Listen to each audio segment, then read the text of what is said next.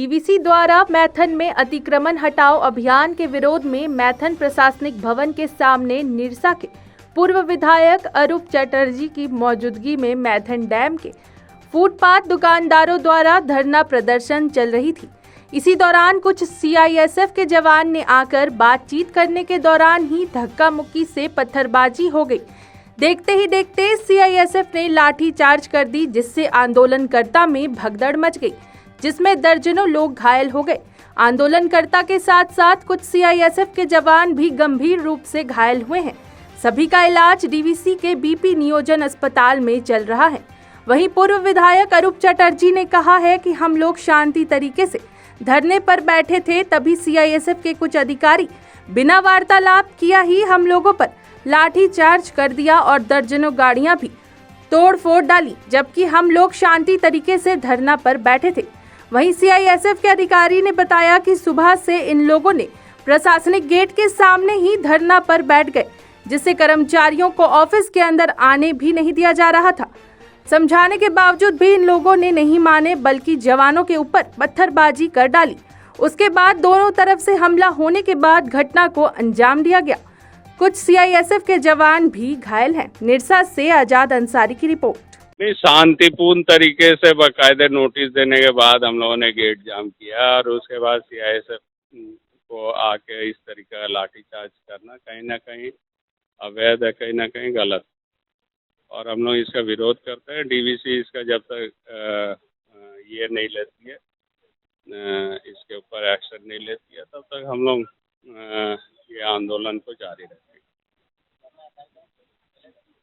धरना कार्यक्रम चलेगा जब तक समाधान नहीं होती हम लोग के मांगों। किन मांगों को लेकर आप लोग धरना दे रहे थे और सीआईएसएफ ने जो पत्थरबाजी की है या किधर से लाठीचार्ज हुआ है, इसके विषय में थोड़ा बताएं।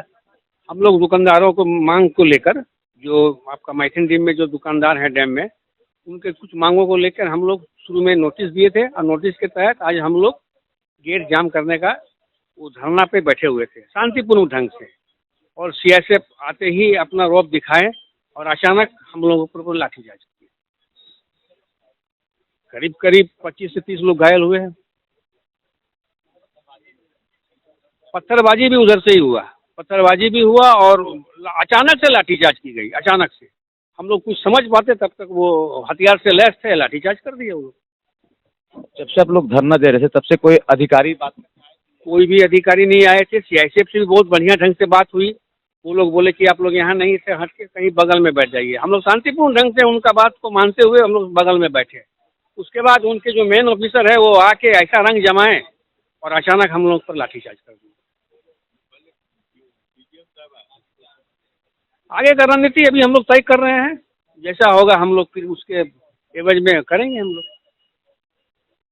Take to violence to resort, one illegal encroachments have happened और ऊपर से पत्थरबाजी, लोगों को ऑफिस में जाने से रोकना, उसके कारण ये लाठीचार्ज हुआ है। वायलेंस, पत्थरबाजी कोई सोल्यूशन नहीं है अपनी बात को रखने का। उन लोगों को 15-20 जन आहत हुआ है। हाँ, 15-20 जन घायल हुआ है। हाँ, दोनों तरफ होगा। जब पत्थरबाजी होगा तो दोनों तरफ रिएक्शन होगा। तो उनको काफ़ी रिक्वेस्ट किया गया था, अनाउंसमेंट भी किए गए थे यहाँ से हटने के लिए, पर वो किसी कारणवश उन्होंने ध्यान नहीं दिया, जिसके कारण ये लाठीचार्ज। उन्होंने मैनेजमेंट के स्टाफ पे पत्थरबाजी, गाड़ियों पे पत्थर फेंकना चालू किया, जिसके कारण ये एक्शन।